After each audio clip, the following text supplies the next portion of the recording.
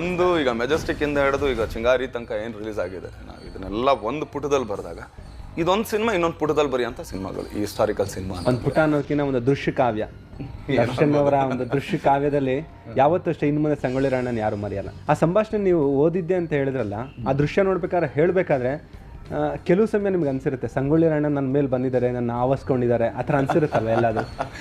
ಗೊತ್ತಿಲ್ಲ, ಅದು ನನಗೆ ಗೊತ್ತಾಗ್ಲಿಲ್ಲ. ಬಟ್ ಹೌದು, ಒಂದೊಂದ್ಸಲಿ ನೋಡಿದಾಗ ಈ ದಾನ ಮಾಡಿದ್ದು ಓಕೆ ಬಿಡಪ್ಪ ಪರವಾಗಿಲ್ಲ, ಏನೋ ಸ್ವಲ್ಪ ಕಲ್ತ್ಕೊಂಡಿದ್ದೀನಿ ನಾನು ಅಂತ ಹೇಳ್ಕೊಳ್ತೀನಿ ಅಷ್ಟೇ. ಆದರೂ ಇಷ್ಟು ದಿವಸಗಳ ಇಷ್ಟು ವರ್ಷಗಳ ಈ ಒಂದು ಅಭಿನಯ, ಈ ಒಂದು ಅನುಭವ, ಈ ಅನುಭವನೆಲ್ಲ ಮರೆಸಿ ಹೊಸ ಅನುಭವ ನಿಮ್ಮಲ್ಲಿ ಆವರಿಸ್ಕೊಂಡಿದೆ ಅಂತ ಹೇಳಿದ್ರೆ ತಪ್ಪಾಗಲ್ಲ.